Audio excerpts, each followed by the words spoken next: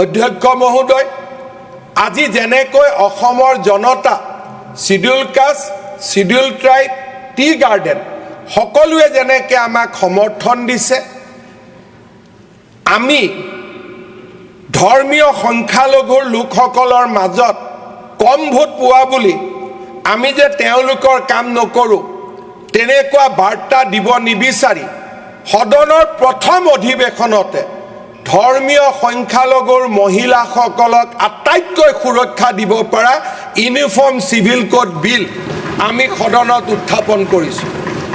আমাক ভোট দিয়া মানুহবিলাকৰ জনতাৰ কাম কৰাৰ আগতে আমি সামাজিক ন্যায় প্ৰচেষ্টাৰ বাবে প্ৰথম UCC আমি লৈ আহিছোঁ, যিয়ে নেকি আমাৰ সংখ্যালঘু সমাজখনৰ নাৰীক, সংখ্যালঘু সমাজখনৰ মহিলাক আটাইতকৈ বেছি সুৰক্ষা প্ৰদান কৰিব।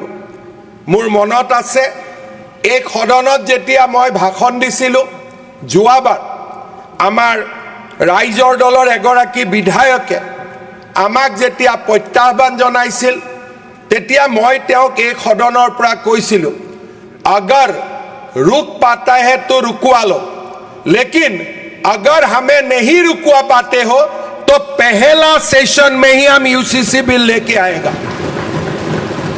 मैं मौका दिया था कि संभव है तो हमें रुकवा लो, लेकिन अफसोस है कांग्रेस हमें रुकवा नहीं पाया। अगर हमें रुकवा नहीं पाया तो हम जरूर UCC बिल पहला सेशन में ही लेके आएगा, और हम लेके आया।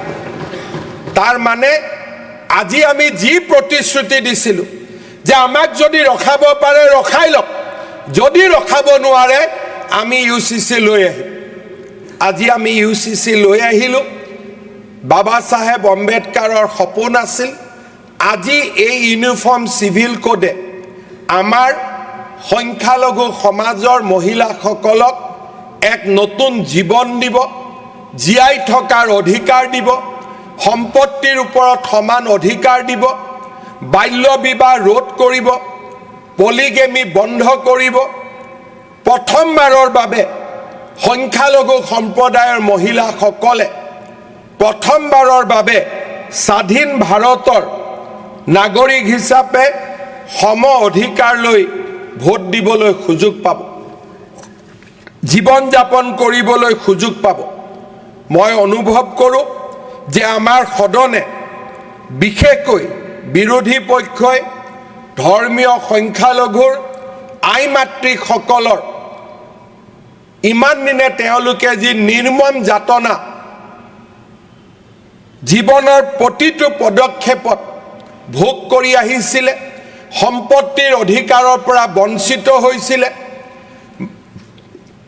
বহু বিবাহৰ দৰে অত্যন্ত অমানৱীয় প্ৰথাৰ লগত জীয়াই আছিলে, আজি আমি সেই আটাইবোৰ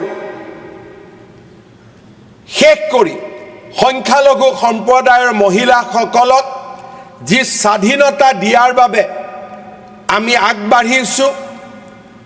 আমাৰ অসমৰ ইতিহাসত সামাজিক ন্যায় প্ৰচেষ্টাৰ দিশত যি আটাইতকৈ শক্তিশালী আইন এখন আমি লৈ আহিছোঁ, তাত নিশ্চিতভাৱে সকলোৱে সহযোগিতা কৰিব আৰু আমাৰ ৰাজ্যখনক সামাজিক ন্যায় দিশত এখন গুৰুত্বপূৰ্ণ ৰাজ্য হিচাপে প্ৰতিপন্ন কৰিব।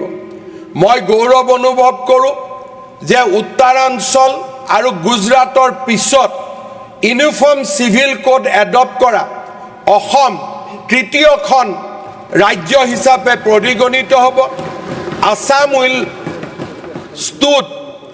Assam will stand as a third state after Gujarat and Uttarakhand to have a uniform civil code in our state.